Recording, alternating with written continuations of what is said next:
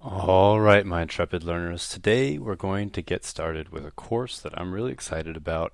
It's about global health.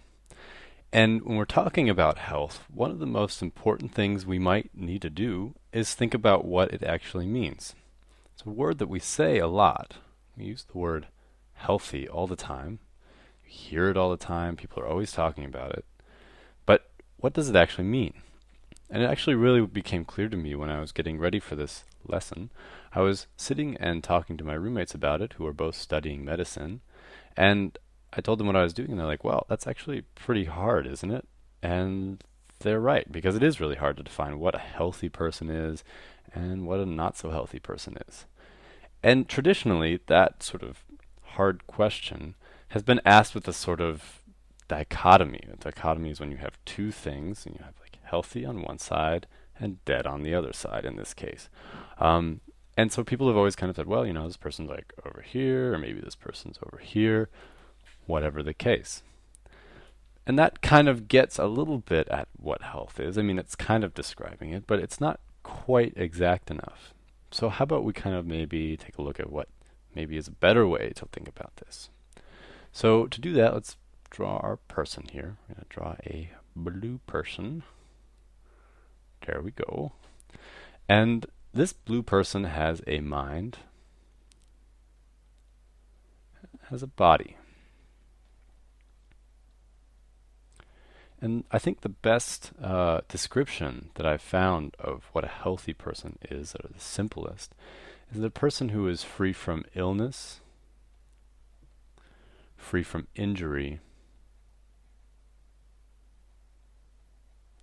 and free from pain.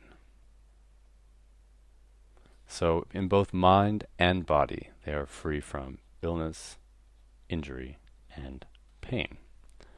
Means they've got a, good thing going.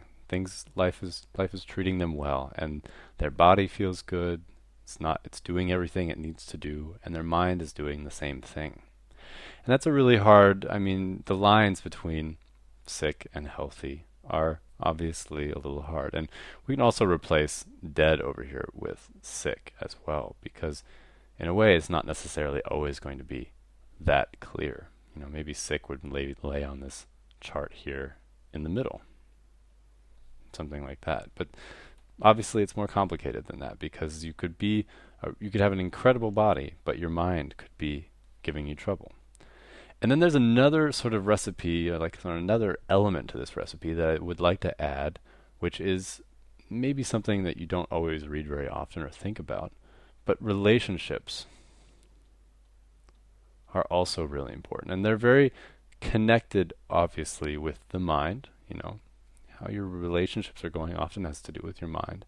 But relationships are also one of the most important things in our life. And if they're not going well, then maybe it's kind of hard to be healthy. So having a healthy life and living a healthy life is about having a mind, a body, and relationships that are all working for you. All right, so let's maybe take a look at the levels that health sort of occurs at.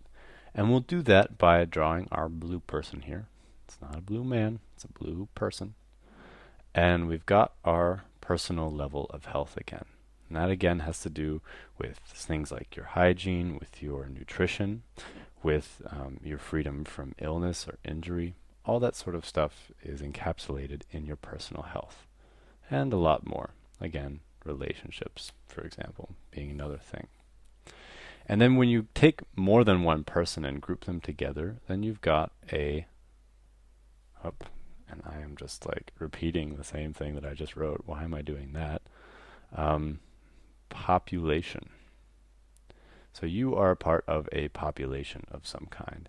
And I'm going to group it together with another word that we hear a lot and we'll be talking about in this course a lot, is the community.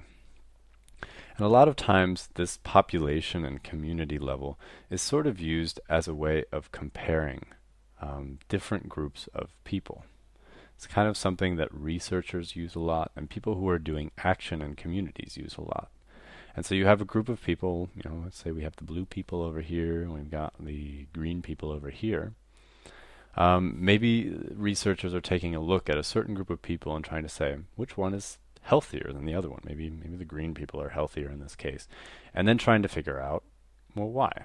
What's the reason for that? It's kind of important. So that's the population level, and that's just groups of individuals. And then you've got the public level, and let me find a cool color for public. You've got public health. And public health is sort of an extension, or it's just a broader term that basically means the same thing as the layer below it in a way, except that it has a lot more to do with things like policy, which we'll probably be not talking about too much in this course, but it definitely has more to do with policy and action. And it's with even bigger groups of people. So we're talking like really, really, really big numbers of red people and whatever this color is, teal people and blue people, lots and lots and lots of them, and often even sort of putting them in groups themselves. And we're kind of using a clashing color here. I need to find a better color. So even putting these people in groups and comparing them to even other groups. And the public level has a lot to do with how you run your society and how you spend your money. So you've kind of got like the set of problems, maybe here, and then you've got your set of resources, like you've got this much money and you've got this many doctors. And public policy is often trying to figure out how do we spend money on this and on this so that maybe we can, solve a problem and put doctors working on this and researchers working on that. And how can we organize our entire society to fix these problems and kind of like, get rid of them as best as we can. So that is kind of what public policy is about. And then global health, which we're talking about in this course. Really important to understand what global health means.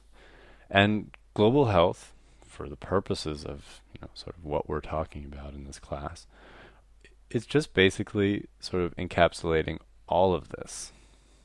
And it's looking at each one of these levels in different places around the world and trying to understand the problems and the solutions that work best. And global health takes a look at everything. It takes a look at everything all the way down to the personal level. Also looks at community and public health. And actually, global health is in many ways like public health, but sort of on a much bigger scale. Public health is often a country. Global health is for the whole world. And so when we're talking about global health, we'll be talking about big epidemics. We'll be talking about then the solutions that you have for those epidemics. And we'll be talking about huge populations of people, big groups of people that will be comparing against other big groups of people and trying to find solutions that will make everybody healthy. Because in the end, global health is really all about making a world in which everyone has the health that they need to be successful and happy. And we're going to be talking about all of these different levels in the course, all sort of through the lens, I guess you could say, of global health. And we're going to start right here in this lesson and move all the way through tons of other stuff. I hope that you enjoy it and that you come on back to allversity.org.